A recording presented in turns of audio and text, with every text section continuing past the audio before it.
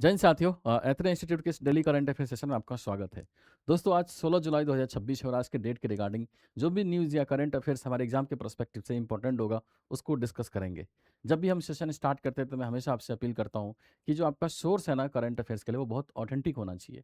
और सोर्स के स्तर पर देखें तो हम 3 रिसोर्सेज फॉलो करते हैं। सबसे पहले द हिंदू, उसके बाद द इंडियन एक्सप्रेस और उसके बाद पीआईबी। अगर ये तीनों रिसोर्सेज में कोई भी आर्टिकल, कोई भी न्यूज़ ऐसा है जो हमारे सिलेबस से और यूपीएससी ने इससे पहले कभी कोई क्वेश्चन पूछा उस थीम से, तो एक ट्रेंड पता चलता है, तो उन चीज़ों को हम कवर करते हैं।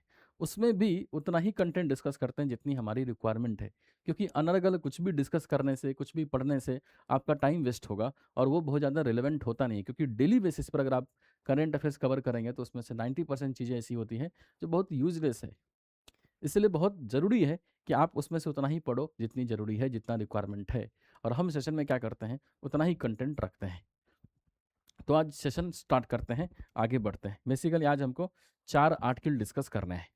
सबसे पहले आप इसको स्कैन कर लीजिए, ताकि जो भी हमारा जो ऐप है वो आप इंस्टॉल कर सकते हैं इसको स्कैन करने के माध्यम से, ताकि हमारे ऐप पर कोई भी जो फ्री रिसोर्सेज वगैरह इनिशिएटिव है, कोई कोर्स में एनरोल करना है, आप उसमें देख सकते हैं। ठीक। रिसोर्स की बात करें तो हम रिसोर्स आपको बता चुके हैं कि सबसे पहले द हिंदू में देखता हूँ कि द हिंदू में कोई ऐसा ऐसी आर्टिकल है जो हमारे एग्जाम के पर्सपेक्टिव से इंपॉर्टेंट है, तो वो हमारे डिस्कशन का पार्ट बनता है। दूसरा, इंडियन एक्सप्रेस में अगर कोई ऐसा आर्टिकल आया है जो बहुत रिलेवेंट है, बहुत इंपॉर्टेंट है, तो वो हमारे डिस्कशन का पार्ट बनता है। तीसरा है पीआईबी। अगर पीआईबी में कोई ऐसा आर्टिकल है जो हमारे एग्जाम के पर्सपेक्टिव से इंपॉर्टेंट है, तो हम उसको डिस्कस करते हैं। ठीक है। तो ये 3 आर्टिकल बेसिकली ये 3 रिसोर्सेज होते हैं जिसको हमको फॉलो करना होता है। तो और इसी 3 रिसोर्सेज को हम फॉलो करेंगे और उसमें से मिलाकर देखेंगे, तो 4 आर्टिकल हमको आज डिस्कस करना है। 4 आर्टिकल में सबसे पहले हमको डिस्कस करना है वो है कि भारत के कल्याणकारी व्यय में राज्यों की जो असमान रूप से अधिक वित्तीय भागीदारी। हुआ क्या कि अभी ना अजीम अजीम प्रेम जी जो यूनिवर्सिटी है, उन्होंने एक स्टडी किया और उसके बेसिस पर द हिंदू में एक आर्टिकल आया और वो बता रहा है कि जो भी कल्याणकारी योजना है उसमें ना राज्यों की भागीदारी, राज्यों का जो खर्च है वो बहुत ज़्यादा है। राज्यों का जो खर्च है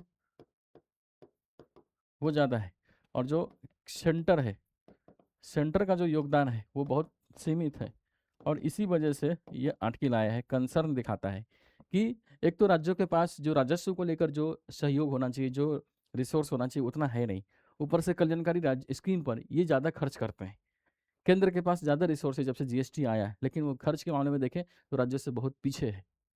और इसी यही जो अंतराल है ना, चूंकि भारत क्या संघीय व्यवस्था है, तो जो अंतराल है उसमें कि राज्य ज़्यादा काम कर रहे हैं, केंद्र उतना सहयोग नहीं कर रहा है, इसी वजह से ये अटकेला है।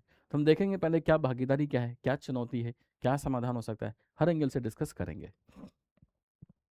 दूसरा आर्टिकल है कंप्रेस्ड बायोगैस और भारत की एनर्जी सिक्योरिटी। आपको पता है कि जब से यूएसए और जो ईरान का जो टसल हुआ है, जो युद्ध चल रहा है ना, ठीक, उसके फलस्वरूप क्या हुआ, एनर्जी क्राइसिस, पूरे वर्ल्ड में एनर्जी क्राइसिस है ना। एनर्जी सुरक्षा को लेकर गंभीर चुनौती क्रिएट हो रहा है और अभी भी युद्ध चल ही रहा है। स्टेट ऑफ हार्मोस को लेकर कौन कंट्रोल करेगा, उस पर टोल टैक्स वसूलने की बात हो रही है। अब इन सब इंस्टेबिलिटी की वजह से, अनसर्टेनिटी की वजह से भारत का जो एनर्जी क्राइसिस है वो भी बढ़ता ही जा रहा है। तो इसमें सवाल उठता है कि क्या कंप्रेस्ड बायोगैस के माध्यम से क्या हम जो ऊर्जा की जो आवश्यकता है, जो एनर्जी सिक्योरिटी है, क्या उसको हम मेंटेन कर सकते हैं, क्या उस दिशा में कुछ काम कर सकते हैं क्या। इसी वजह से ये आर्टिकल द हिंदू का है। तीसरा है सेवा उत्पादन सूचकांक। आपको मैंने बताया कि जुलाई में मिनिस्ट्री ऑफ स्टैटिस्टिक्स यानी MOSPI, MOSPI basically index of service production जैसे इंडेक्स या रिपोर्ट्स निकालने जा रही है। और अभी आज क्या हुआ कि जो न्यूज़ आया है पीआईबी में, तो वो दिखा रहा है कि अप्रैल महीने के डेटा को ये रिपोर्ट दिखाया है, जारी किया है। इंडेक्स ऑफ सर्विस प्रोडक्शन क्या है, बेसिकली सर्विस सेक्टर में किस तरह से मंथली बेसिस पर प्रोडक्शन बढ़ रहा है, घट रहा है, उस चीज़ को ट्रैक करना है मासिक बेसिस पर। आपको याद होगा इकोनॉमी में आईआईपी एक इंडेक्स होता है, इंडेक्स ऑफ इंडस्ट्रियल प्रोडक्शन। हम क्या करते हैं, 8 इंडस्ट्री जो सेक्टर है, मैन्युफैक्चरिंग सेक्टर है, उसको बेस बना के हम प्रोग्रेस देखते हैं कि मैन्युफैक्चरिंग सेक्टर में, उद्योग सेक्टर में कितना ग्रो हुआ है मंथली बेसिस पर, कितनी प्रोडक्टिविटी बढ़ी है। सर्विस सेक्टर में लेखा जोखा करने के लिए ऐसा कोई रिपोर्ट या इंडेक्स नहीं था, तो इसीलिए मॉस्पी ने इंडेक्स ऑफ सर्विस प्रोडक्शन जारी किया। और जुलाई में ये बताया था कि हम अप्रैल महीने का वो डेटा रिलीज़ करेंगे। तो वो डेटा रिलीज़ हुआ है, अब इसी वजह से न्यूज़ में है। तो हम देखेंगे क्या प्रोडक्शन है, कैसे बढ़ा है। चौथा आर्टिकल है the codex alimentarius commission. Basically the codex alimentarius जो है ना, ये इसको बोलते हैं कि फूड कोड के नाम से भी इसको जानते हैं। ये लैटिन भाषा है, हिंदी में इसका मतलब होता है फूड कोड यानी खाद्य संहिता। और खाद्य संहिता का सिंपल सेंस है कि पूरे वर्ल्ड में जो खाद्य सुरक्षा है उसका जो स्टैंडर्ड होना चाहिए, खाद्य स्वच्छता, खाद्य मानक कैसे होना चाहिए, उसको सुनिश्चित करने के लिए इसकी कमेटी या इसकी बैठक होती है। भारत ने बोलते हैं कि भारत ने इसमें पार्टिसिपेट किया है, कुछ एक तरह से गाइडलाइंस अपनाने के लिए बात बोला है और उसमें सहमति, आम सहमति से भारत के जो प्रस्ताव थे उसको एक्सेप्ट किया है।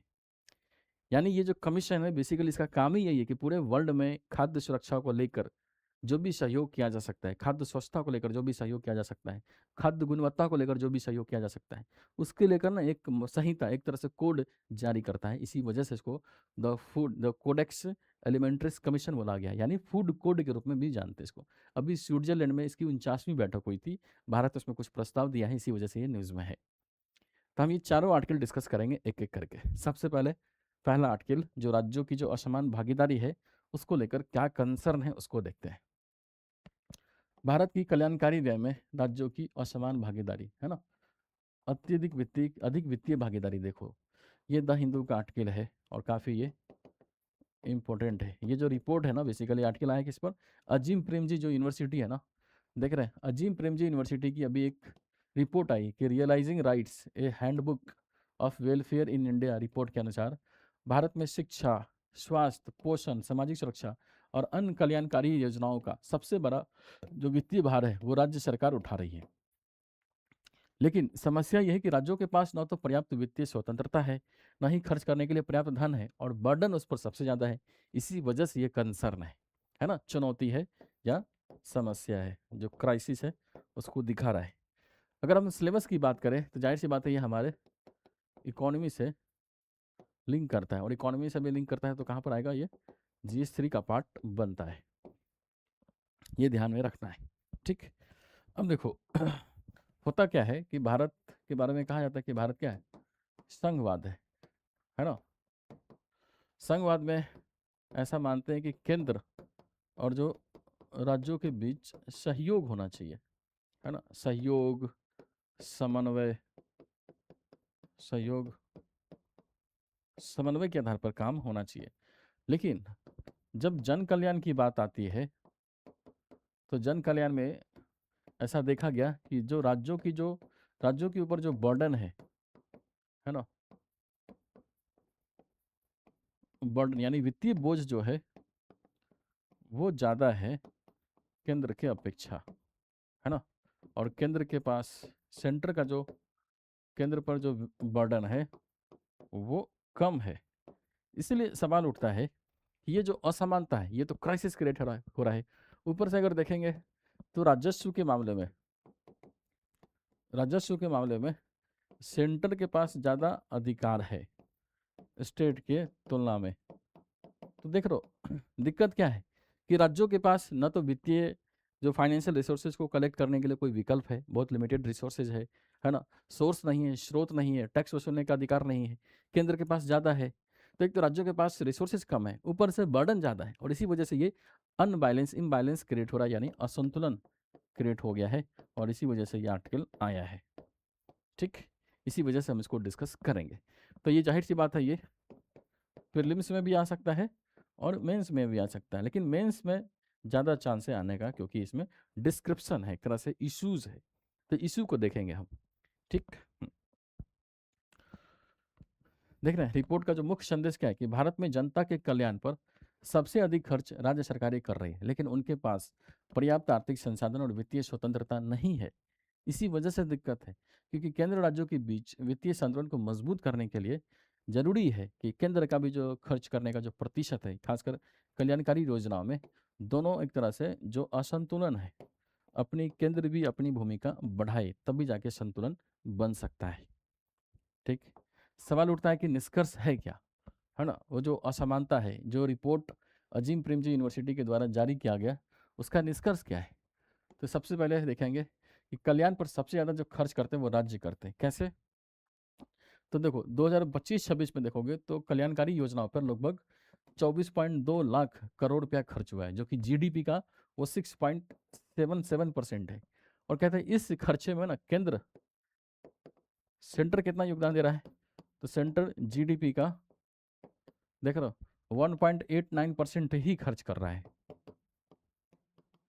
यानी सवाल उठता है कि टोटल कल्याणकारी योजना पर 6.77% खर्च हो रहा है, 6.77% खर्च हो रहा है, जिसमें सेंटर की भागीदारी कितना है, जीडीपी का 1.89%, यानी 2% भी भागीदारी नहीं है। यानी जो 5% लगभग जो 5% बच गया है जीडीपी का, वो किसको वहन करना पड़ रहा है, स्टेट को, राज्यों को। और इसी वजह से ये असंतुलन क्रिएट हो गया है और इसी वजह से समस्या है। तो जो फाइनेंशियल फ्रीडम या वित्तीय जो संतुलन होना चाहिए, उसमें ज़्यादा बोल सकते हैं कि असंतुलन है। केंद्र सरकार का योगदान कम है, राज्य सरकार का योगदान अधिक है। तो जो वित्तीय राज्य है यानी राजकोषीय संघवाद जो है ना, वो भी एक तरह से देखेंगे तो खंडित हो रहा है ना। फिजिकल जो फेडरलिज्म की बात हम करते हैं, दूसरी समस्या यह है कि राज्यों को पूरा टैक्स का हिस्सा भी नहीं मिलता है। देखिए कि वित्त आयोग ने कहा था कि केंद्र अपने करों का 41 से 42% राज्यों को दो, है ना। वो जो शेयर है कि भाई जो टोटल टैक्स कलेक्शन होता है उसमें से 41% राज्यों को देना है, ठीक। बाकी चीजें, बाकी जो प्रतिशत है, जो बाकी जो बच गया, कितना बच गया, तो देखेंगे तो 49% बच गया ना। ठीक है, 49 एक 50 नहीं, 59, 59% है ना, 59% जो शेयर बच गया ये तो सेंटर के पास है।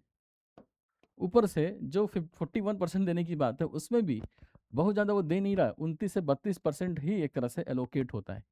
केंद्र देखोगे सेस के माध्यम से, सरचार्ज के माध्यम से ज़्यादा टैक्स वसूलता है, लेकिन राज्यों के साथ वो साझा नहीं करता है। और इसी वजह से राज्यों के पास जो रिसोर्सेज है वो बहुत लिमिटेड हो जाता है। जितना खर्च करना चाहिए था उसके अनुपात में जितना रिसोर्स होना चाहिए था वो नहीं है, दिक्कत है। शिक्षा और स्वास्थ्य पर अधिकांश खर्चा राज्य उठाते हैं। देख रहे हैं, स्कूल शिक्षा पर लगभग 75% खर्च राज्य सरकार करती है। सरकारी अस्पताल हो गया, स्वास्थ्य सेवा हो गया, खाद्यान्न वितरण को हो गया, ये सब पर भी राज्य के ऊपर छोड़ दिया गया है। राज्यों की रिस्पॉन्सिबिलिटी है, जबकि पैसा उसके पास उतना है नहीं, तो ये प्रॉब्लम क्रिएट कर रहा है। ठीक, आगे देखिए कि राज्यों को नगद सहायता भी देनी पड़ती है, लेकिन जितना सहयोग चाहिए होगा उतना नहीं मिलती है।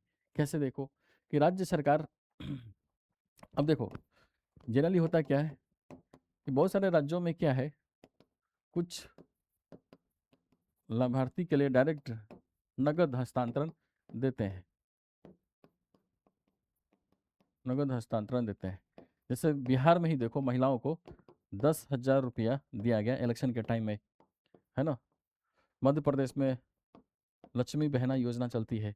अब ये सब जो स्कीम चल रहा है जिसमें 10,000 रुपया कुछ सहायता देते हैं महिलाओं के स्पेशली, अब ये सब जो नगद हस्तांतरण दे रहे हैं ये भी तो एक तरह से कल्याणकारी या जन कल्याण के लिए ही दिया जा रहा है। तो जो नगद हस्तांतरण दे रहे हैं, जो पैसा दे रहे हैं, जो कैश में पैसा दे रहे हैं, ये पैसा आया कहाँ से, उसमें केंद्र की भागीदारी तो है नहीं। देख रहे हैं, राज्य सरकार अपनी योजनाओं के तहत लोगों को सीधे नगद सहायता देती है। इस पर लगभग 4.14 लाख करोड़ रुपया खर्च किए गए, और इसमें सेंटर का जो योगदान है वो देखोगे बहुत लिमिटेड है, और इसी वजह से राज्यों पर ये आर्थिक बोझ और बढ़ जाता है। नेक्स्ट देखिए, नेक्स्ट ये है कि कई बड़ी योजनाओं की शुरुआत राज्यों ने की। देख रहे हैं कि कई सफल योजनाएं पहले राज्यों में शुरू हुई, बाद में केंद्र ने उन्हें पूरे देश में लागू किया। अब हो क्या रहा है कि हर राज्य की अपनी अलग अलग समस्या है, उस चीज़ को एड्रेस करने के लिए, अपनी जो बुनियादी समस्या है उसको एड्रेस करने के लिए बहुत सारे स्टेट क्या कर रहे हैं, अपने अकॉर्डिंग स्कीम लॉन्च कर रहे हैं। अब अगर वो स्कीम अपने राज्यों में यानी उस राज्य में सफल हो गया, तो बाद में केंद्र सरकार उसी स्कीम को पूरे देश स्तर पर लागू करता है, लेकिन उस स्कीम के तहत जितने सहयोग चाहिए होगा वो सहयोग नहीं मिलता, और इसी वजह से प्रॉब्लमेटिक क्रिएट करता है। जैसे देखो, तेलंगाना की सरकार ने किसानों की समस्या को दूर करने के लिए नगद हस्तांतरण यानी 6,000 देती थी, रायतु बंधु योजना चलाया। बाद में केंद्र सरकार ने पीएम किसान योजना लॉन्च किया। ओडिशा की सरकार ने कालिया योजना चला रखा है किसानों की सहायता के लिए, बाद में किसान सहायता मॉडल या पीएम किसान बोल सकते हैं, इसका आधार बना। तमिलनाडु का मध्याह्न जो भोजन योजना है, जिसमें पोषण को मेंटेन करने के लिए कुछ खाद्य पदार्थ देते हैं, बाद में इसी चीज़ को मॉडल बनाकर पीएम पोषण योजना बना। बिहार सरकार ने जीविका दीदी पहल लॉन्च किया था, उसको बेस बनाकर केंद्र सरकार ने भी सेल्फ हेल्प ग्रुप महिलाओं को आगे बढ़ावा देने के लिए जीविका दीदी जैसे पहल लॉन्च किया। अब ये सब क्या हो रहा है कि राज्य सरकार अपनी भूमिका को देखते हुए जो भी बुनियादी समस्या है उसको एड्रेस करने के लिए प्रोएक्टिव तरीके से स्कीम लॉन्च करती है। ठीक, अब प्रोएक्टिव तरीके से स्कीम लॉन्च करती है, अब उसमें उसका फाइनेंशियल बर्डन है, सहयोग है, पैसे खर्च हो रहे हैं। अब उसके तर्ज पर किसी भी स्टेट में कोई मॉडल सक्सेसफुल हो रहा है उसको अपना कर केंद्र सरकार उसको पूरे राज्यों में थोपती है। ठीक है, होना चाहिए, लेकिन अगर आप स्कीम लॉन्च कर रहे हो तो जितना सहयोग उसमें चाहिए केंद्र के द्वारा उतना सहयोग भी तो दो। अगर कोई स्कीम तमिलनाडु का स्कीम अगर आप पूरे मॉडल के तौर पर पूरे देश में लागू करते हैं तो अलग अलग राज्यों पर इसका बर्डन बढ़ेगा। ऑलरेडी राज्य सरकार इस दिशा में पहले से काम कर रही है, फिर केंद्र सरकार का एक स्कीम आ गया तो उसमें भी पैसे खर्च करने हैं, तो जो सहयोग चाहिए होगा वो सहयोग तो देना होगा ना। इसी में लैक हो जाता है, इसी में प्रॉब्लम क्रिएट हो जाता है।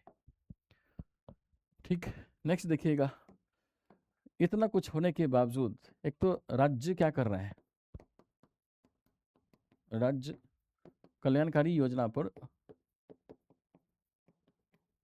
ज़्यादा खर्च करता है। ठीक, लेकिन फिर इसी को डांट भी पड़ती है, इसी पर एक तरह से प्रतिबंध भी लगाया जाता है कि जो फिजिकल डेफिसिट है वो बढ़ता जा रहा है, और फिजिकल डेफिसिट की वजह से राजकोषीय संतुलन राजकोषीय समेकन करने की कोशिश की वजह से केंद्र के द्वारा प्रतिबंध भी रिस्ट्रिक्शन भी लगाया जाता है, फाइनेंस कमीशन के द्वारा, है ना, पैसा देने में कोताही बरतते हैं। तो उल्टा देख रहे हो, एक तरह जन कल्याण के जो जन कल्याण यानी जन सेवा के लिए जो बर्डन है राज्यों पर ज़्यादा है तो उसके एवज में ज़्यादा खर्च कर रहा है, और जब खर्च कर रहा है तो उसके खर्च करने की बजाय उसको सजा भी मिल रहा है, सहयोग करने की बजाय कि भाई आपका फिजिकल डेफिसिट बढ़ गया है, राजकोषीय घाटा बढ़ गया है, इतना ज़्यादा खर्च मत करो। तो खर्च नहीं करो तो फिर आप सहयोग करो, लेकिन ऐसा कुछ होता नहीं है। देख रहे हैं, राज्य अधिक खर्च करते हैं लेकिन यदि उनका राजकोषीय घाटा बढ़ जाए तो उन्हें वित्तीय अनुशासन के नाम पर दबाव का सामना करना पड़ता है। खर्च भी राज्य करे, घाटा बढ़े तो आलोचना भी राज्यों को ही झेलना पड़ता है, और यहीं पर एक तरह से समस्या क्रिएट होता है। नेक्स्ट देखिए, केंद्र प्रायोजित योजना में राज्यों का भी पैसा लगाना पड़ता है। अब क्या होता है कि बहुत सारा, आपको पता है कि केंद्र सरकार, सेंट्रल गवर्नमेंट बहुत सारा स्कीम लॉन्च करती है, और उसको नाम क्या देती है, सेंट्रली, है ना, centrally sponsored, centrally sponsored schemes. आप केंद्र प्रायोजित योजना लॉन्च हुआ तो उसमें आप केंद्र ने लॉन्च किया तो कायदे से केंद्र की भूमिका ज़्यादा होनी चाहिए, ज़्यादा होनी चाहिए मतलब केंद्र ही पूरा बर्डन देखे, लेकिन होता क्या है, सेंटर उसमें 60% सहयोग करता है और 40% जो भार है वो स्टेट पे छोड़ देता है कि 40% स्टेट इस बर्डन को झेलेंगे। अब इसमें क्या होता है, सेंटर है केंद्र का स्कीम और उसमें राज्यों के ऊपर भी थोप दिया गया, तो एक तरह से राज्यों को भी कुछ पैसा खर्च करना पड़ता है, और यहीं पर ये समस्या आता है। ठीक है, कायदे से सेंट्रली स्पॉन्सर्ड स्कीम में केंद्र को ही पूरा पैसा खर्च करना चाहिए क्योंकि उसके पास ऑलरेडी इतना स्कीम है, इतना रिसोर्सेज है, पैसे हैं, पर नहीं होता है ना। तो देख रहे हैं जैसे इंटीग्रेटेड चाइल्ड डेवलपमेंट स्कीम, केंद्र 60% 40% राज्यों को देना पड़ता है। प्रधानमंत्री मातृ वंदना योजना है, इसमें भी राज्यों का बर्डन है, देख रहे हो 60% केंद्र और 40% राज्यों को देना पड़ता है। यदि केंद्र पैसा देगा तो राज्यों को भी अपनी ओर से पैसा देना होता है, और इसी वजह से जो बोल सकते हैं कि राज्यों के ऊपर जो खर्च का जो बोझ है वो दिनों दिन बढ़ता जा रहा है, और यहीं पर समस्या क्रिएट होता है। ठीक, तो अगर सवाल उठता है कि इतनी सारी समस्या है तो फिर इसके समाधान क्या होंगे, सजेशन क्या होगा। अब देखो, समाधान हम क्यों सोच रहे हैं, क्योंकि समाधान में हमको ये दिख रहा है वो जो सेंटर है वो स्टेट से बहुत कम खर्च कर रहा है, तो हम सजेशन ऐसा देंगे कि सेंटर की जो भूमिका है उसको बढ़ाना है, और बेसिकली वो स्टेट के इक्वल नहीं तो स्टेट का जो खर्च है उसको घटाना है, ऐसे कोशिश करना है, इसी दिशा में हमको सजेशन देना होगा।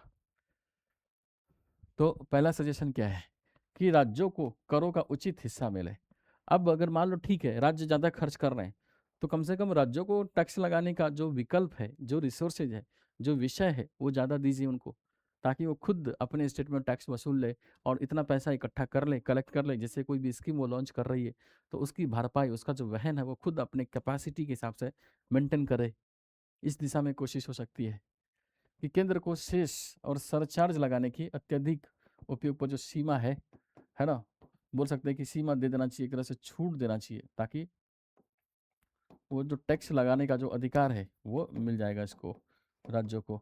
तो कम से कम वहाँ से जो राजस्व है वो आएगा, और जो खर्च करने में जो समस्या है वो दूर हो जाएगा।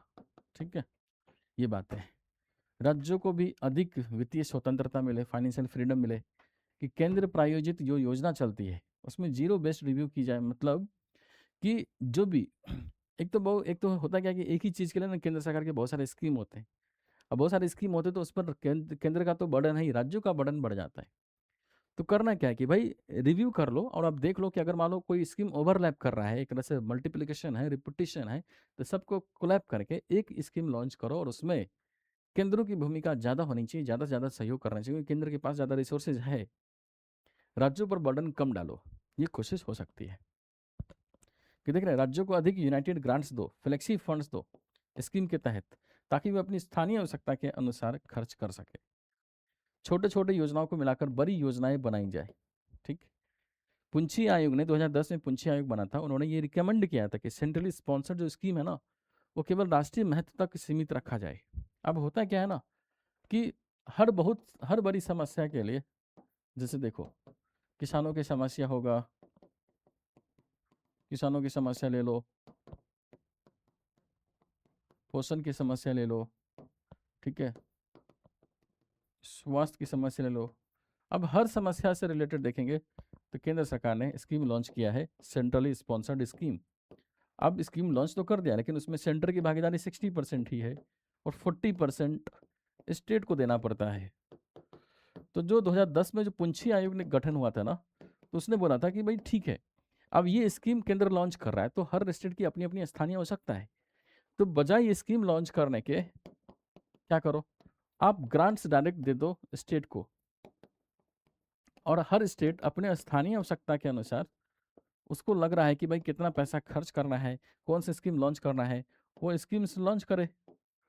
और पुंछी आयोग ने रिकमेंड किया था कि 2010 में कि जब भी सेंट्रली स्पॉन्सर्ड स्कीम लॉन्च करना है तो वो राष्ट्रीय महत्व के विषय को एड्रेस करते हुए लॉन्च करे। ऐसा नहीं कि जो बुनियादी जरूरत है उसको भी एड्रेस करने के लिए केंद्र सरकार वो स्कीम लॉन्च कर देती है। अब इससे क्या होगा ना कि ओवरलैपिंग बचेगा। स्टेट में मान लो जो कि ऑलरेडी किसान को रिलेटेड, जैसे तेलंगाना में ऑलरेडी किसानों को देने के लिए वो जो रायथी बंधु योजना है वो चल रहा है, उड़ीसा का कालिया योजना है, अब पीएम किसान लॉन्च कर दिया, अब ओवरलैप हो गया ना। तो जो राष्ट्रीय महत्व की विषय है उस पर ही सेंट्रल स्पॉन्सर्ड स्कीम लॉन्च किया जाए, और जो पैसा है वो पैसा डायरेक्ट ट्रांसफर हो स्टेट को, ताकि वो अपनी जो स्थानीय आवश्यकता है उसके अनुकूल जो बुनियादी जरूरत है उस पर पैसा खर्च करे। तो जो बुनियादी विषय है, बुनियादी जरूरत है, उस पर तो राज्यों को ही अधिकार मिलना चाहिए। राष्ट्रीय महत्व की विषय पर केंद्र और राज्य सहयोग करके कोशिश करे, ऐसा सजेशन दिया था पुंछी आयोग ने। ठीक है, फिर देखो जीएसटी के बाद राज्यों को राजस्व अधिकार की रक्षा को प्रोटेक्ट करना अधिक अधिकार मिले। लेकिन जीएसटी के कारण राज्यों को कई कर समाप्त हो गए, और इसकी वजह से क्या हो रहा है, जो राजस्व का जो अधिकार है वो सीमित हो गया, या तो खत्म हो गया तो सीमित हो गया। अब जैसे सुप्रीम कोर्ट ने 2024 में एक जजमेंट में बताया, एमएडीए वर्सेस सेल जजमेंट में, कि जो खनिज कराधान है ना उस पर राज्यों का अधिकार मिले, जो मिनरल्स है उस पर जो सेस या सरचार्ज जो टैक्स लगता है वो राज्यों को अधिकार मिल देगा जिस स्टेट में है, केंद्र क्यों लगाता है। उत्तर प्रदेश राज्य बनाम लालता प्रसाद वैश्य, यानी 2024 का ही जजमेंट है। इससे बोला गया था जो औद्योगिक शराब है उस पर राज्यों को कर अधिकार की पुष्टि, यानी राज्यों को टैक्स लगाने का अधिकार मिले। इससे क्या होगा, इससे यह होगा कि राज्यों को भी अपना राजस्व वसूलने का अधिकार मिल जाएगा। राज्यों के पास भी राजस्व वसूलने का अधिकार होगा, राजस्व वसूलने का अधिकार होगा। तो इससे इससे होगा क्या, जो समस्या है वो समस्या हम दूर कर सकते हैं। जो असमानता है ना, जो बर्डन है राज्यों पर, उसको हम कम कर सकते हैं। कमजोर राज्यों को अधिक सहायता दो, जिसके पास राजस्व जुटाने की जनसंख्या क्षमता नहीं है, जनसंख्या का दबाव है, विकास का स्तर निम्न है, इस पर कल्याणकारी खर्च करने की आवश्यकता है, इसमें केंद्र का अधिक सहयोग होना चाहिए। ठीक है, तो कमजोर जो राष्ट्र है ना उस पर राज्यों को, कमजोर जो राज्य है वहाँ पर जो खर्च की सीमा है अब उतना वो कैपेबल नहीं है कि खुद अपना खर्च वहन कर पाए, तो केंद्र के माध्यम से सहयोग को ज़्यादा बढ़ाना चाहिए। इस दिशा में कोशिश की जा सकती है। ठीक है, फिर देखिए अगला सजेशन है कि स्थानीय निकायों की आय बढ़ाई जाए। अगर स्थानीय निकायों का इनकम बढ़ाया जाएगा, टैक्स लगाने का जो पावर है अगर वो दोगे तो बोल सकते हैं कि इनकम बढ़ेगा। इनकम बढ़ेगा तो फिर वो राज्यों की जो पंचायत है, पंचायत ही अपने स्थानीय जरूरतों को पूरा कर सकता है। राज्य वित्त आयोग को मजबूत बनाया जाए। स्टेट फाइनेंशियल कमीशन को नियमित गठन हो, उसकी सिफारिशों को समय पर लागू किया जाए। पंचायतों और नगर निकायों को समय पर धन मिले। तो अगर स्थानीय स्तर पर है ना, जो लोकल लेवल, जैसे मान लो गाँव है, अब इस गाँव में रोड बनानी है, तो रोड बनानी है तो इसको डिसीजन ये पंचायत ही करेगा। और अगर मान लो पंचायतों के पास रिसोर्सेज होगा, राजस्व होगा, तो उस राजस्व से वो खुद रोड बना सकता है। राज्यों पर निर्भर क्यों रहेगा, केंद्र पर निर्भर क्यों रहेगा? कम से कम ये आवश्यकता पूरी हो सकती है। ठीक है, इसके माध्यम से। सातवां ये है कि फंड फ्लो फंक्शन सिद्धांत अपनाया जाए। इसका मतलब है कि जिस स्तर की है ना सरकार के पास जितनी जिम्मेदारी है उसे उतने ही वित्तीय संसाधन दिए जाए। यानी कोई भी मान लो स्कीम है, अब ये दिख रहा है कि राष्ट्रीय महत्व का है, तो राष्ट्रीय महत्व का तो जाहिर सी बात है सेंटर की बहुत ज़्यादा जिम्मेदारी है स्टेट की अपेक्षा। तो सेंटर का जो फाइनेंशियल बर्डन है ये ज़्यादा होना चाहिए, स्टेट का फाइनेंशियल बर्डन कम होना चाहिए। इसी को बोलते हैं फंड्स फ्लो फंक्शंस। यानी केंद्र के पास अगर किसी भी स्कीम को पूरा करने की जिम्मेदारी ज़्यादा है तो ज़्यादा पैसा उसके पास होना चाहिए, ज़्यादा पैसा वो खर्च करे। इससे भारत की वर्तमान समस्या दूर हो सकेगी, जहां राजस्व संग्रह मुख्यतः केंद्र के पास है, जबकि शिक्षा, स्वास्थ्य और कल्याण का अधिकांश खर्च राज्यों की करना पड़ता है। तो जिस जिस स्कीम में जिसकी ज़्यादा भूमिका, उसको उतना खर्च वहन करना चाहिए। ठीक है, तो अब ये क्वेश्चन आपको लिखना है। ठीक है ना, ये क्वेश्चन आपको करना है। जितना हमने डिस्कस किया है उसी के बेसिस पर आपने देखा इस पूरे आर्टिकल में हमने जो जो समस्या है, डेटा के साथ हमने समस्या डिस्कस किया, क्या सजेशन हो सकता है वो सजेशन बता दिया। प्योरली मेंस का टॉपिक है, मेंस प्रीलिम्स में बहुत कम ही चांस है इस टॉपिक से कुछ क्वेश्चन आएगा, इंटरव्यू में क्वेश्चन पूछा जा सकता है। ठीक, अगर प्रीलिम्स से भी आ गया तो हमने हर एंगल से डिस्कस कर ही लिया है। एक क्वेश्चन मेंस वाला आप लिखना। क्वेश्चन क्या है कि भारत में कल्याणकारी व्यय का अधिकांश भार राज्यों द्वारा वहन किया जाता है, जबकि उनके राजस्व स्रोत अपेक्षाकृत सीमित है। वही बात है, तो डेटा बता दो। इस स्थिति के कारणों का विश्लेषण कीजिए तथा राज्यों को वित्तीय क्षमता को सुदृढ़ करने के उपाय बताइए। उपाय मैंने बता दिया है, कारण कुछ बता दो, कुछ डेटा चर्चा कर दो, है ना, कि क्यों वो असंतुलन दिख रहा है। असंतुलन क्यों दिख रहा है? क्योंकि राज्यों के पास कल्याणकारी खर्च करने के लिए जो जो एक तरह से जिम्मेदारी वो ज़्यादा है, लेकिन टैक्स कलेक्शन, राजस्व कलेक्ट करने का जो अधिकार वो बहुत सीमित है। इस वजह से बर्डन बढ़ जाता है, असंतुलन बढ़ जाता है। ये सब चीज़ें बताइए, तो क्या हो जाएगा, ये क्वेश्चन कंप्लीट हो जाएगा। एक क्वेश्चन 2017 में आया था, प्रीलिम्स का क्वेश्चन है, डायरेक्टली नहीं इससे बिलोंग करेगा, लेकिन संघवाद से रिलेट करता है, क्योंकि संघवाद के टॉपिक से हम डिस्कस कर ही रहे हैं। तो कह रहा है कि निम्नलिखित में से कौन सा भारतीय संघवाद की विशेषता नहीं है? संघवाद की विशेषता नहीं है, तो संघवाद मतलब क्या? संघवाद में आपको पता है कि केंद्र और जो स्टेट है दोनों में सहयोग और समन्वय की कोशिश होती है। ठीक है ना, ये चीज़ें हैं। तो क्या बोल रहा है कि न्यायालय, संविधान और सरकार के विभिन्न स्तरों की शक्तियों का निर्वचन कर सकते हैं। सही बात है, संविधान और सरकार की विभिन्न शक्तियों को निर्वचन करते हैं, क्योंकि यही संघवाद की विशेषता भी है। स्वतंत्र न्यायपालिका बोल सकते हैं। संघवाद की विशेषता क्या है? स्वतंत्र न्यायपालिका। तो अगर स्वतंत्र न्यायपालिका होगा तभी ये पावर यूज कर पाएगा। संघ सरकार और राज्य सरकारों के बीच राजस्व के स्रोत विनिर्दिष्ट किए जा सकते हैं, किए गए हैं। ये फाइनेंशियल फिजिकल एक तरह से फेडरलिज्म का एग्जाम्पल है, ये भी सही है। संविधान में संघ और राज्यों की शक्तियों को विनिर्दिष्ट किया गया है। ये क्या है? बेसिकली संविधान की सर्वोच्चता है, संविधान ने ही पावर दे दी है अलग अलग। ये भी संघवाद की विशेषता है। कह रहा भारतीय संघवाद शक्तियों के पृथकीकरण सिद्धांत पर आधारित है। अब देखो, शक्ति का पृथकीकरण सिद्धांत जो है ना, सेपरेशन ऑफ पावर, वो अनुच्छेद 50 में है। और वो राष्ट्र के 3 अंग, जैसे विधायिका, कार्यपालिका और न्यायपालिका, इसके बीच सेपरेशन ऑफ पावर के सिद्धांत को लागू करते हैं। केंद्र और राज्यों के बीच जो है वो शक्तियों का विभाजन है। तो जो संघवाद है ना, वो शक्तियों के विभाजन पर आधारित है, ना कि शक्तियों के पृथकीकरण पर। शक्तियों का विभाजन मतलब शक्तियों को बांट दिया गया है। ठीक है ना, विभाजित किया गया है। शक्तियों का पृथकीकरण मतलब विषय को बांटा गया है कि भाई जो संसद है उसका काम क्या है? कानून बनाना। न्यायपालिका का काम क्या है? उस कानून को चेक करना। कार्यपालिका का काम क्या है? कानून को लागू करना। ये क्या है? शक्तियों का पृथकीकरण। विभाजन का मतलब कि जैसे स्वास्थ्य है, तो स्वास्थ्य में कुछ पावर इनको है, कुछ पावर इनको है। विभाजित कैसे किया गया है? समवर्ती सूची, केंद्र सूची, राज्य सूची के माध्यम से। तो जो शक्ति का पृथकीकरण सिद्धांत है ना, वो नहीं है, बल्कि शक्तियों का विभाजन है, ये ध्यान रखना। इसलिए चौथा क्या है, गलत। आंसर क्या हो गया, डी, क्योंकि हमसे पूछा है कि कौन सी विशेषता नहीं है, इसी को देखना है, इसी को एड्रेस करना है।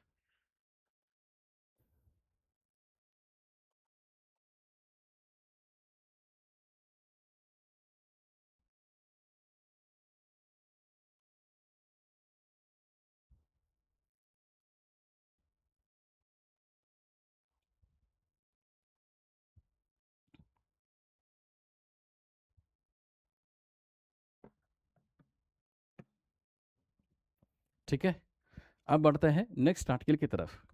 पहला आर्टिकल हमने हर एंगल से डिस्कस कर लिया। नेक्स्ट आर्टिकल है कंप्रेस्ड बायोगैस और भारत की ऊर्जा सिक्योरिटी, एनर्जी सिक्योरिटी। ये भी द हिंदू का आर्टिकल है, काफ़ी फेमस, काफ़ी मतलब अच्छा आर्टिकल है।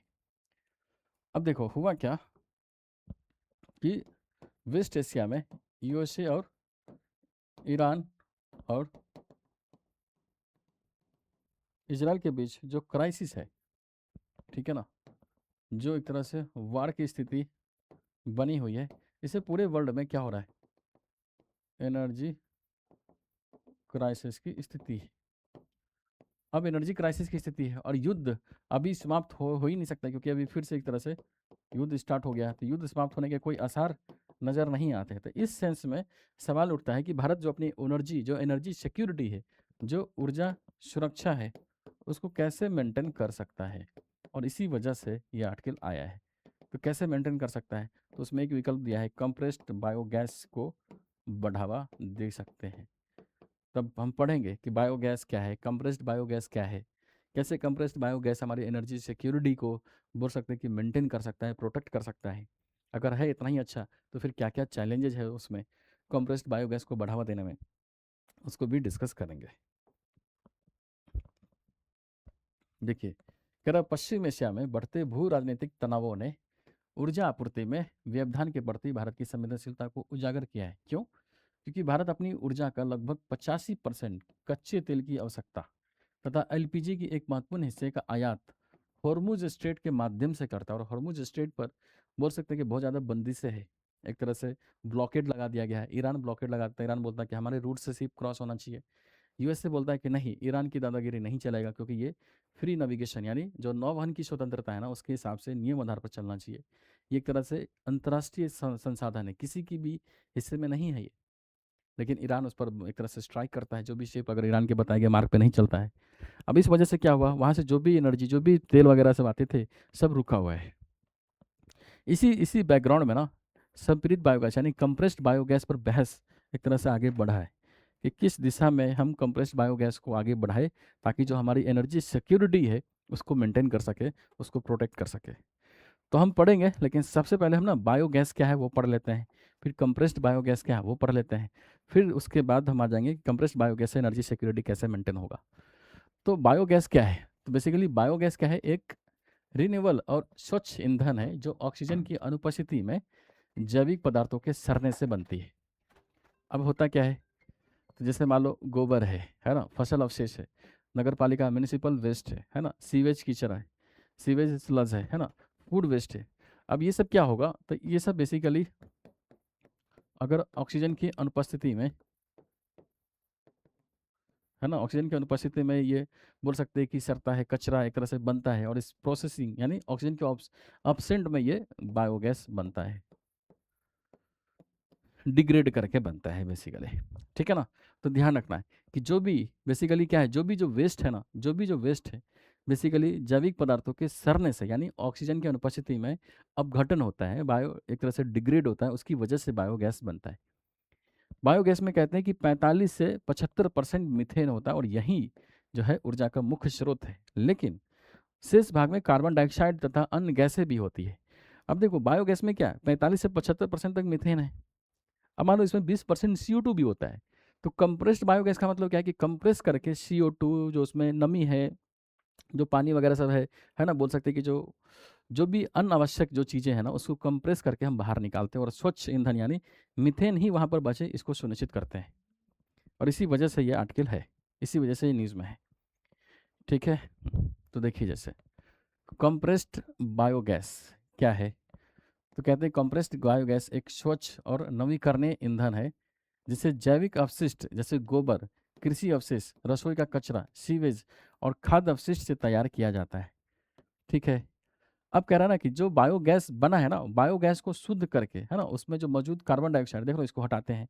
हाइड्रोजन सल्फाइड है, जो अन्य अशुद्धि उसको हटाकर कंप्रेस करते हैं। कंप्रेस करते हैं मतलब हाई प्रेशर पर कंप्रेस करते हैं, और फिर उसके बाद जो गैस निकलता है उसी को बोलते हैं कंप्रेस्ड बायोगैस। और फिर वो गैस बोल सकते हैं कि ईंधन का स्वच्छ और रिन्यूएबल सोर्स होता है, फिर उसका हम बेहतर उपयोग कर सकते हैं। ठीक है। इसकी गुणवत्ता ना प्राकृतिक गैस के समान होती है, नेचुरल गैस के समान होती है, इसी वजह से न्यूज़ में है। यानी हम करते क्या है कि जो भी वेस्ट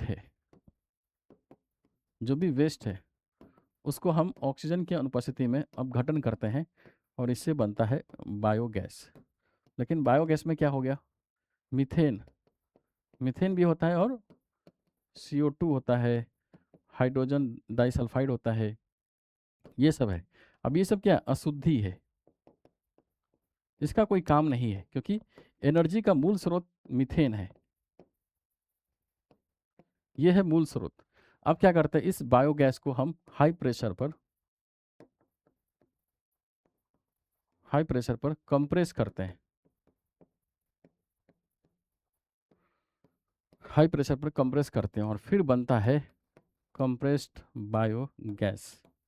कंप्रेस्ड बायोगैस, और ये बेसिकली बोलते हैं नेचुरल गैस, यानी प्राकृतिक गैस के समान होता है। और फिर इसका है ना, इसका हम यूज़ कर सकते हैं। तो बेसिकली ये क्या हो गया, रिन्यूएबल एनर्जी हो गया, स्वच्छ ऊर्जा का एक तरह से प्रकार है।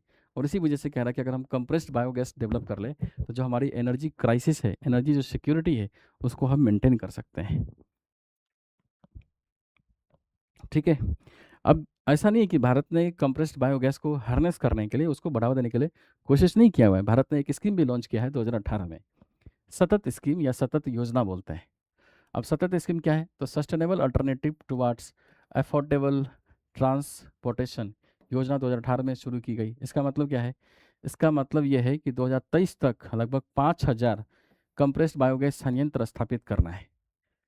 अभी देखेंगे 3 जून 2026 तक लगभग 5000 के लक्ष्य के मुकाबले करीब 132 कंप्रेस्ड बायोगैस ही स्थापित हो पाया गया। और इसी वजह से ये दिखाता है कि अभी कितने हम पीछे हैं, कितना एक तरह से पीछे रह गए। जो कोशिश करनी चाहिए वो नहीं है। यानी 2018 में जो सतत स्कीम लॉन्च किया गया था, वो कोशिश यही है कि हम अलग अलग हिस्से में कंप्रेस्ड बायोगैस का जो प्लांट है वो लगाएं और वहाँ से कंप्रेस्ड बायोगैस एक तरह से जनरेट करें, ताकि एनर्जी की जो क्राइसिस है उसको दूर कर सके। लेकिन जो 5000 का लक्ष्य था कि 2023 में ही हम 5000 स्थापित कर लेंगे, लेकिन कितना हुआ, 132 ही हुआ। और यही पर तो चुनौती है कि जो तेजी से पूरा करना चाहिए वो पूरा नहीं हुआ, और इसी वजह से समस्या है। अब सवाल उठता है कि ठीक है, कंप्रेस्ड बायोगैस को हम बढ़ावा देने की कोशिश तो कर रहे हैं, लेकिन इससे फ़ायदा क्या होने वाला है, इससे मदद क्या मिलेगी, वो देखते हैं। कैसे एनर्जी क्राइसिस को यूज़ एक तरह से बोल सकते हैं कि हम उसमें मदद कर सकता है ये कंप्रेस्ड बायोगैस। तो सबसे पहले आयातित ईंधन पर निर्भरता कम होगी। तो अगर मान लो हम कंप्रेस्ड बायोगैस अगर जनरेट कर रहे हैं, निर्माण कर रहे हैं, तो बेसिकली इससे जो हमारी एनर्जी जो रिक्वायरमेंट है वो एक तरह से अपने अपने घर में ही पूरा होगा, घर में पूरा होगा। तो फिर हमको जो आयात करना पड़ता है, इंपोर्ट करना पड़ता है, वो आयात नहीं करना होगा। बेसिकली आयात कम होगा, आयात कम होगा तो जो आयात बिल है वो भी कम हो जाएगा। तो बोल सकते हैं कि एनर्जी क्षेत्र में, है ना, ऊर्जा सुरक्षा के क्षेत्र में आत्मनिर्भर बन सकते हैं हम, अगर कंप्रेस्ड बायोगैस को इसी तरह से बढ़ावा दे। आयातित ईंधन पर हमारी निर्भरता कम होगी। देख रहे पंजाब और हरियाणा की धान की पराली से CBC बनाकर आयातित CNG LNG की आवश्यकता को कम किया जा सकता है। ये सजेशन है ना, एक तरह से ये योगदान दे सकता है। अगर मान लो धान की पराली को हम CBC से बना लेते हैं, तो जो कृषि अवशिष्ट से ऊर्जा ऊर्जा को हम बदल सकते हैं। तो बेसिकली किसानों को एक एक्स्ट्रा इनकम भी मिल जाएगा। आप समझ रहे कि जो पराली है, अगर वो दिख रहा है कि उस वेस्ट से हम कंप्रेस्ड बायोगैस बना सकते हैं, तो एक तो पराली जलाने से जो प्रदूषण आता है वो भी बचेगा, ऊपर से उस पराली को जलाने से जो बायोगैस जनरेट हो रहा है उसको बेचकर किसान एक्स्ट्रा इनकम भी कमा सकता है। तो मल्टीपल फायदे हैं, किसानों की आत्मनिर्भरता बढ़ेगी, आय बढ़ेगी, प्रदूषण की समस्या भी कम होगी, और एनर्जी सिक्योरिटी की दिशा में आगे भी बढ़ सकते हैं। देख रहे हैं कि हर वर्ष बड़ी मात्रा में कृषि अवशेष जलाए जाते हैं, इसे CBC बनाने में उपयोग किया जा सकता है। प्रदूषण देख रहे हैं, पराली से सीबीसी उत्पादन करने पर वायु प्रदूषण भी कम होगा, क्योंकि उससे ऊर्जा मिलेगा। और ऐसे जब हम पराली जलाते हैं तो क्या होते हैं, प्रदूषण की समस्या बढ़ती है। फिर देखिए, परिवहन क्षेत्र को भी स्वच्छ ऊर्जा मिल पाएगा, क्योंकि सीबीसी क्या होगा, की गुणवत्ता सीएनजी के समान होती है। और सीएनजी के समान होती है तो सीएनजी जो हम यूज़ करते हैं गाड़ी में, है ना, व्हीकल्स में, वहाँ पर सीबीसी यूज़ करेंगे। फिर देखो, ग्रामीण क्षेत्रों में ऊर्जा आत्मनिर्भरता होगी, क्योंकि ग्रामीण क्षेत्रों में हम क्या कर रहे हैं, रूरल यानी विलेज एरिया पर, विलेज लेवल पर ही हम कंप्रेस्ड बायोगैस जनरेट कर रहे हैं। तो स्थानीय स्तर पर जो ऊर्जा की उपलब्धता है वो हम बढ़ा सकते हैं। तो जैसे डेयरी क्लस्टर वाला क्षेत्र, जैसे गुजरात का आनंद, है ना, अब यहाँ पर क्या हुआ, गोबर से सीबीसी बनाकर गांव और उद्योगों को गैस उपलब्ध कराया जा रहा है। इससे क्या हो रहा है, विलेज लेवल पर जो एनर्जी रिक्वायरमेंट है, जो आत्मनिर्भरता है, वो बढ़ सकता है, क्योंकि वहाँ पर बहुत ज़्यादा वेस्टेज जनरेट होता है, खासकर एग्रीकल्चर वेस्ट। कचरा प्रबंधन की समस्या भी हो पाएगी, क्योंकि जो भी कचरा, जो भी वेस्टेज है, चाहे सॉलिड वेस्ट है, म्यूनिसिपल वेस्ट है, स्लज है ना, एग्रीकल्चर वेस्ट है, खाद्य वेस्ट है, अब ये सब हम एक तरह से कहीं और फेंकते हैं। अब उस वेस्ट को यूज़ करके हम कंप्रेस्ड बायोगैस बना सकते हैं। तो कचरे का प्रबंधन हो गया, उस कचरे से जो प्रदूषण हो रहा है उसकी समाधान हो गया। एग्रीकल्चर वेस्ट जनरेट करके सीबीसी बनाने तो किसानों को इनकम मिल गया। विलेज लेवल पर आत्मनिर्भरता बढ़ गया है, एनर्जी सिक्योरिटी हो गई, ऊर्जा ऊर्जा के क्षेत्र में हम आत्मनिर्भर बन गए। देख रहे कितने मल्टीपल फायदे हैं, और इसी वजह से कंप्रेस्ड बायोगैस बनाने की बात की जा रही है। ठीक। सरकार ने कंप्रेस्ड बायोगैस को बढ़ावा देने के लिए पहल भी लॉन्च किया है, जैसे सतत स्कीम। तो इसमें 5,000 कंप्रेस्ड बायोगैस संयंत्र स्थापित करना था 2023 तक। गोवर्धन स्कीम भी लॉन्च किया हुआ है। इसमें क्या है, सरकार पैसा देती है ना, देख लो, कि बेसिकली क्लस्टर आधारित संयंत्रों की स्थापना के लिए प्रति जिले 50 लाख रुपए तक की वित्तीय सहायता देती, ताकि हर जिले में क्या हो, कंप्रेस्ड बायोगैस जब प्लांट है वो लग सके। ठीक। सरकार ने एक तरह से तय भी कर रखा है, मानक भी कर रखा है, कि सरकार ने सीएनजी और घरेलू पीएनजी में कंप्रेस्ड बायोगैस के चरणबद्ध मिश्रण के लिए अनिवार्य किया है। सीएनजी पीएनजी में हम कंप्रेस्ड बायोगैस मिश्रण करेंगे, जैसे अभी इथेनॉल ब्लेंडिंग चल रहा है ना, उसको लेकर थोड़ा सा कंट्रोवर्सी भी हो रहा है, उसी तरह से सरकार ने मानक तय किया है। और इसकी शुरुआत कब है, वित्त वर्ष 2026 में 1% तक हम मिश्रण करेंगे, जिससे बढ़ाकर 2029 में 5% तक मिश्रण करना है सीबीजी। और सीबीजी उत्पादन, अब अगर हम इस तरह से जो मिश्रण है ना, 2029 तक अगर हम ये फिक्स कर दे रहे हैं, कि अनिवार्य कर दे रहे हैं कि 5% सीबीजी सीएनजी और पीएनजी में मिश्रण होगा या मिश्रित होगा, तो इससे क्या होगा, एनर्जी के क्षेत्र में आत्मनिर्भरता बढ़ेगी, एनर्जी क्राइसिस की जो समस्या है वो दूर हो सकती है। ठीक है। लेकिन चुनौती भी है, समस्या भी है, इतना आसान नहीं है। ये तो फायदे हम देख लिए, अब चुनौती क्या है, क्राइसिस क्या है, वो समझिए। तो सबसे पहले है कि सीबीसी जो संयंत्र हम स्थापित कर रहे हैं, सीबीजी कंप्रेस्ड बायोगैस, उसकी धीमी स्थापना, परियोजना बहुत डिले हो रहा है। देख रहे 2023 तक हमको 5,000 लगाना था, लेकिन हमने 132 संयंत्र ही लगाए हैं अभी 2026 तक। तो 18 से लेकर 8 साल हो गया, 8 साल में 132 ही लगाया, बहुत धीमी गति है। कृषि अवशेषों की नियमित उपलब्धता, ये भी समस्या है, क्योंकि सीबीजी संयंत्रों को लगातार कच्चा माल चाहिए, लेकिन फसल अवशेष पूरे वर्ष समान मात्रा में उपलब्ध होते नहीं, क्योंकि कभी खेती हुआ, कभी खेती नहीं हुआ। इस वजह से क्या है, दिक्कत है। ठीक है। फिर देखिए, इसमें ना बहुत ज़्यादा निवेश की ज़रूरत है प्लांट बनाने में, तो निवेश पैसा नहीं है, रिसोर्स नहीं है, उसकी वजह से समस्या है। फिर उसके बाद परिवहन और संग्रहण की समस्या है, तो जो भी गोबर और कृषि अवशेष है, गांव से संयंत्र लाने तक के लिए जो ट्रैफिक है, जो ट्रैवल है, जो परिवहन है, जो ट्रांसपोर्ट है, वो महंगा और कठिन हो जाएगा। ऊपर से स्टोर कहाँ करोगे, ये भी दिक्कत है, छोटे किसान थोड़ी ना ले जाएंगे। तो वो ट्रांसपोर्ट करने की बजाय क्या करते हैं, पराली जला लेते हैं। और पराली जलाने से क्या होते हैं, उनको समस्या तो होती है, लेकिन दिक्कत भी है, प्रदूषण भी है। गैस वितरण की अगर चुनौती है, कि अगर सीबीजी अगर आप जनरेट कर रहे हैं, तो उसको खरीदने के लिए पर्याप्त ग्राहक या गैस वितरण नेटवर्क नहीं है। तो बेसिकली प्लांट तो लग जाएगा, लेकिन उसको बेचेंगे कहाँ, क्योंकि अभी जो व्हीकल पे है उसमें तो हम 1% करेंगे इस 2026 में, 2029 में 5% जाएगा। तो जो उसकी मार्केट है, मार्केट अभी बहुत ज़्यादा डेवलप नहीं हुआ, तो भी इस वजह से डिमांड बहुत ज़्यादा नहीं है, तो सप्लाई कैसे बढ़ेगा, ये भी समस्या है। ठीक। तो सजेशन क्या होगा, अब देखो समस्या पता है तो सजेशन देने में बहुत आसान है। सबसे पहला क्या है, जो भी प्लांट लगा रहे हो उसकी स्थापना में तेजी लाया जाए, ये हम कर सकते हैं। फिर दूसरा, कृषि अवशेषों के लिए मजबूत आपूर्ति श्रृंखला विकसित किया जाए, यानी जो एग्रीकल्चर वेस्ट है वो समय पर फैक्ट्री समय प्लांट समय जाए, इसको लेकर क्या हो सकता है, एक सप्लाई चेन विकसित की जा सकती है। ठीक। प्लांट लगाने के लिए जो भी रिसोर्स है, जो भी फाइनेंशियल मदद चाहिए, वो मदद देनी चाहिए, सरकारों को सब्सिडी देना चाहिए, कुछ लोग अगर लोन ले सके, इसकी मैकेनिज्म डेवलप किया जा सकता है। फिर उसके बाद सीबीजी को बढ़ावा देने के लिए एक अच्छा सा मार्केट विकसित किया जा सकता है, कैसे, तो जैसे जो भी गैस वितरण कंपनियां हैं, सीबीजी इसके साथ दीर्घकालिक रूप से कॉन्ट्रैक्ट कर ले ताकि हम उसको खरीद सकें। जैसे गेल है, आईओसीएल हो गया, बीपीसीएल हो गया, ये कंपनियां सीबीजी उत्पादक से लंबी अवधि के लिए एक तरह से लॉन्ग टर्म एग्रीमेंट कर सकता है कि भाई आप एनर्जी यानी जो जो भी गैस जनरेट कर रहे हैं आप डायरेक्ट हमको सेल कर सकते हैं। जो म्यूनिसिपल वेस्ट है उसको उस कचरे का बेहतर उपयोग करे, बेहतर एक तरह से मैनेज करे। तो देख रहे हैं, नगर निगमों को गीले कचरे और सीवेज से सीबीजी उत्पादन को बढ़ावा दिया जाए। जैसे इंदौर में गीले कचरे से सीबीजी बनाकर सार्वजनिक परिवहन को ईंधन उपलब्ध कराया जा सकता है, ये बहुत अच्छा उपाय होगा। किसानों को प्रोत्साहन दिया जाए ताकि वो जो भी प्रोत्साहन मतलब कि जो भी वो एग्रीकल्चर वेस्ट है उसको ट्रांसपोर्ट यानी परिवहन की सुविधा दी जा सकती है कि वो डायरेक्ट फैक्ट्री में जाकर दे दे, तो उस पराली को जलाए ना। ऊपर से सहायता दी जा सकती ताकि वो और इस भागीदारी में बढ़ावा मिल सके, वो भी योगदान दे सके। किसानों को कुछ काम मिल सकते हैं, रोजगार दे सकते हैं। अब ये सब सहायता मिलेगा तो किसानों के अंदर जागरूकता भी बढ़ेगी, है ना।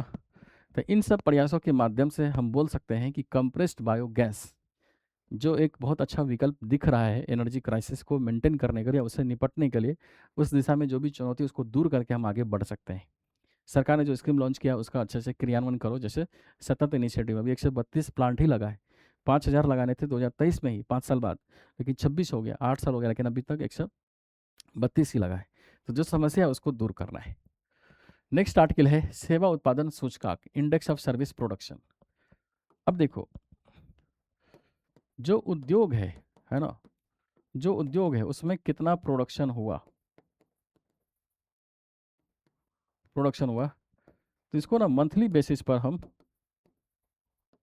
बेसिस पर ट्रैक कर पाते हैं।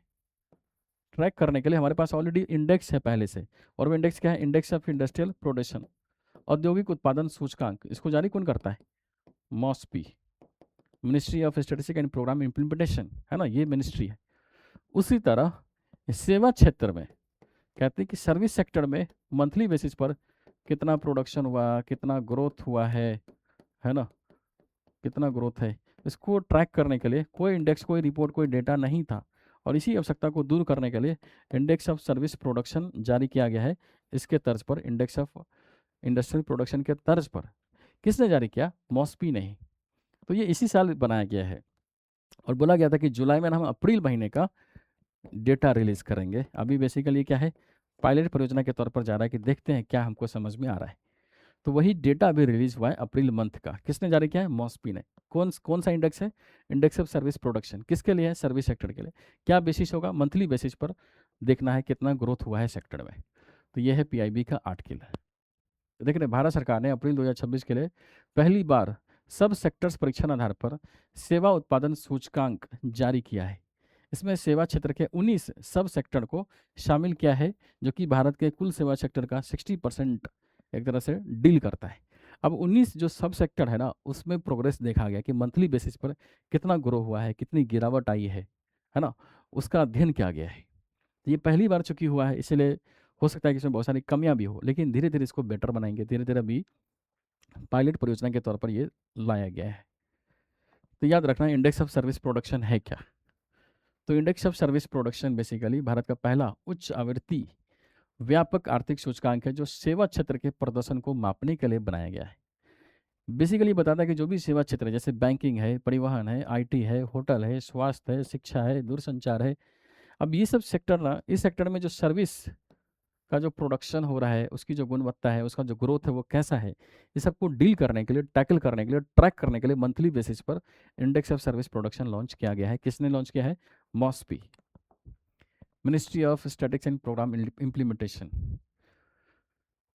है ना। तो जो मैंने बताया कि उसमें 19 सब सेक्टर को शामिल किया है, जिसमें से कुछ सब सेक्टर देखो, तो जैसे होलसेल रिटेल ट्रेड है वो शामिल है, ट्रांसपोर्ट है, बैंकिंग है, इंश्योरेंस है, टेली कम्युनिकेशंस है ना, होटल एंड रेस्टोरेंट सर्विस है, रियल एस्टेट है, professional scientific and technical service है, फिर आर्ट्स वाला है, फिर हेल्थ वाला है, हेल्थ एंड एजुकेशन सर्विस है। अब ये सब बेसिकली पूरा पार्ट क्या है? सर्विस सेक्टर यानी सब सेक्टर है।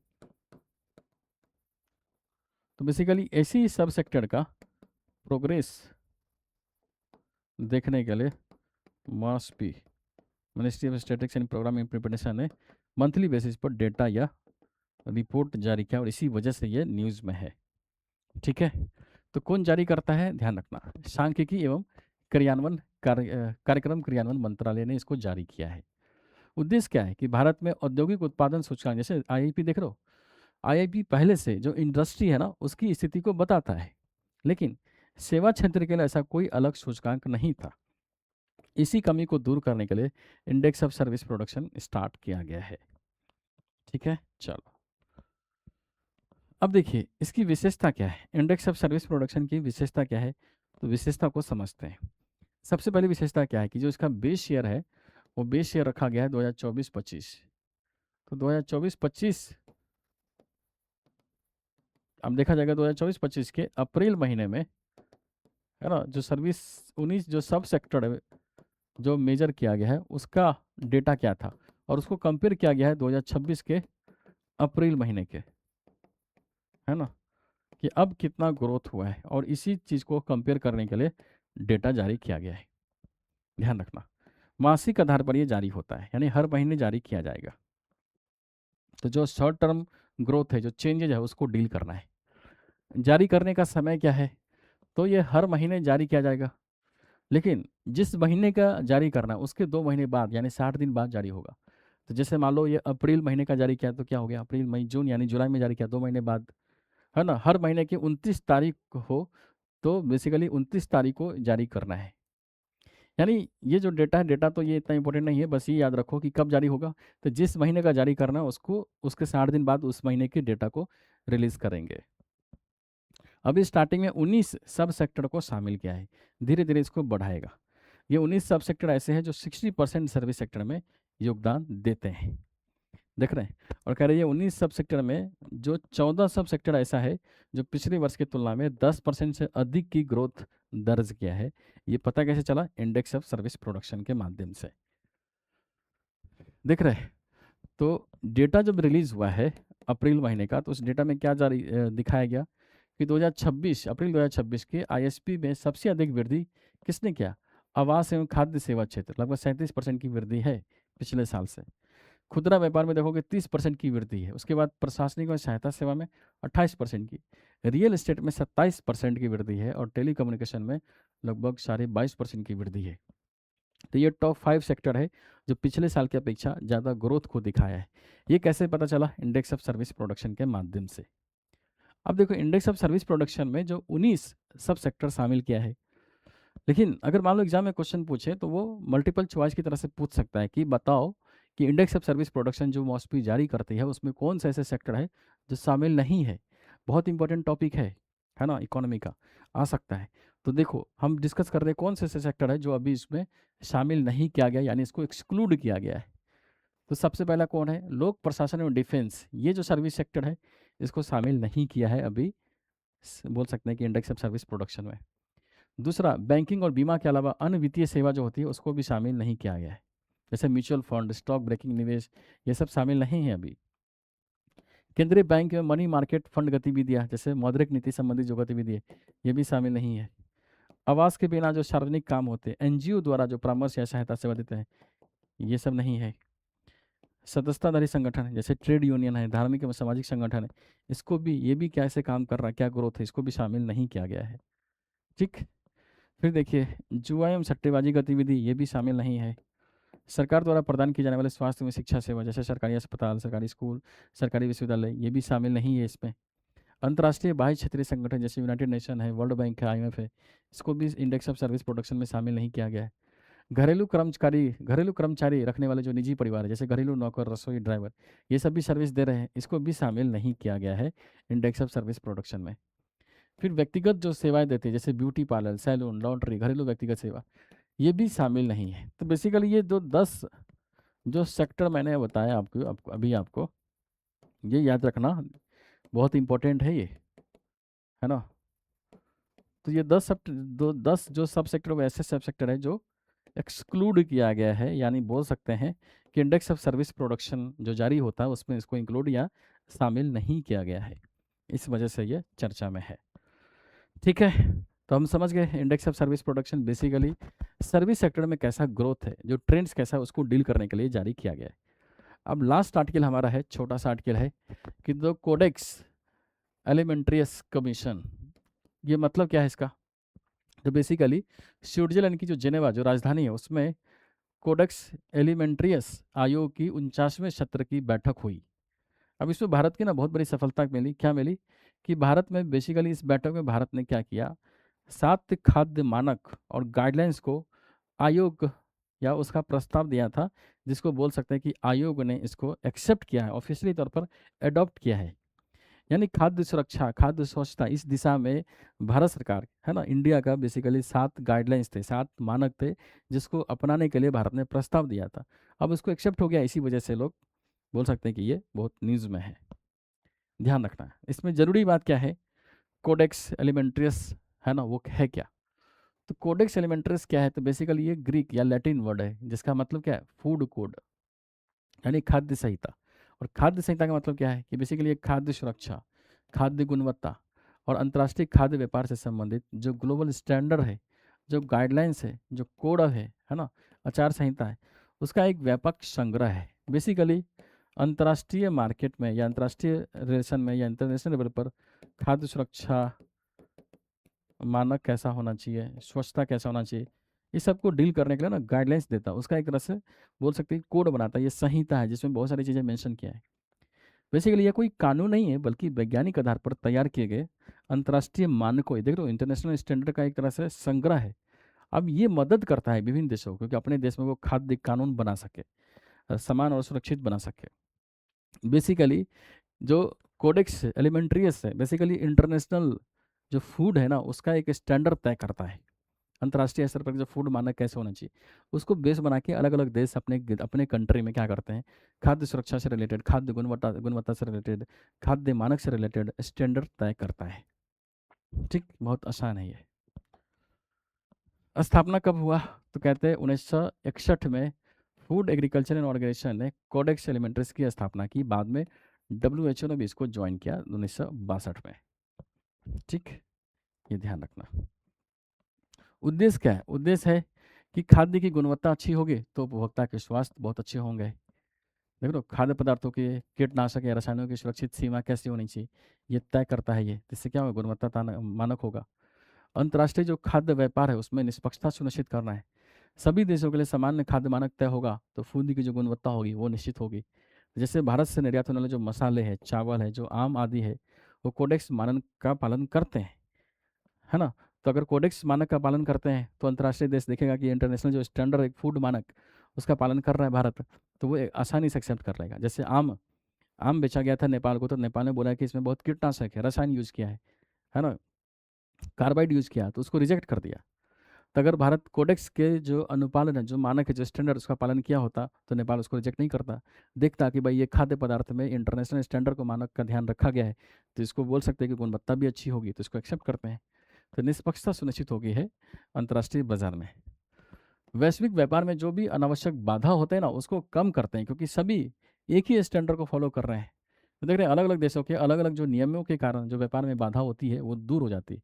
यदि अधिकांश देश कोडेक्स मानक को अपनाते हैं तो किसी भारतीय खाद्य उत्पाद को हर देश के लिए अलग अलग मानकों के अनुसार तैयार करने की आवश्यकता नहीं पड़ती है। इससे क्या होगी, किसानों की समस्या भी कम होगी और बोल सकते हैं कि खाद्य पदार्थ का जो निर्यात है वो बढ़ेगा। ठीक है, तो इसी वजह से ये कोडेक्स जो एलिमेंट्रिस जो कमीशन है उसकी 49वीं बैठक जेनेवा में हुआ है। ठीक है, ध्यान रखना, खाद्य सुरक्षा, खाद्य सेफ्टी से रिलेटेड है। ठीक है, तो बेसिकली आज के सेशन में हमने 4 आर्टिकल डिस्कस किया। सबसे पहले हमने कल्याणकारी व्यय में जैसे राज्यों की कैसे भागीदारी बढ़ी है उसको डिस्कस किया। कंप्रेस्ड बायोगैस को डिस्कस किया, कैसे वो भारत की ऊर्जा सिक्योरिटी को बढ़ा सकता है।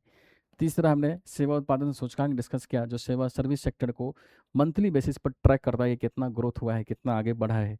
और चौथा है कोडेक्स एलिमेंट्रियस कमीशन, ये फूड स्टैंडर्ड को मेंटेन करता है अंतर्राष्ट्रीय स्तर पर, ताकि सभी देश एक ही मानक का पालन करें और खाद्य व्यापार में निष्पक्षता सुनिश्चित हो, और अलग अलग कंट्री जो खाद्य सुरक्षा को लेकर, खाद्य मानक को लेकर जो स्टैंडर्ड तय करता है उससे बच सके। ठीक है, तो बेसिकली आज के डिस्कशन को हम यहीं समाप्त करते हैं। हमने जो 4 आर्टिकल डिस्कस किया वो हमारे एग्जाम के पर्सपेक्टिव से काफ़ी इंपॉर्टेंट होगा था। उम्मीद है आपको ये लेक्चर, ये जो सीरीज़ है करंट अफेयर्स का, ये बहुत आपको पसंद आ रहा होगा, समझ में भी आ रहा होगा। अगर आपको ये सीरीज़ अच्छा लग रहा है तो आप वीडियो को ज़्यादा से ज़्यादा अपने दोस्तों के साथ शेयर करें, चैनल को भी सब्सक्राइब कर लें और साथ में बेल आइकन भी ज़रूर दबाएं, ताकि कोई भी वीडियो अपलोड करें तो आपको वो नोटिफिकेशन जाए। साथ में इस पूरे टॉपिक से रिलेटेड कोई भी डाउट हो कोई भी सजेशन आपको देना हो तो आप बेशक कमेंट में डालिए और हम कमेंट में ही आपको रिप्लाई देंगे। ठीक है, मिलते हैं अगले क्लास में, तब तक के लिए जय हिंद, जय भारत।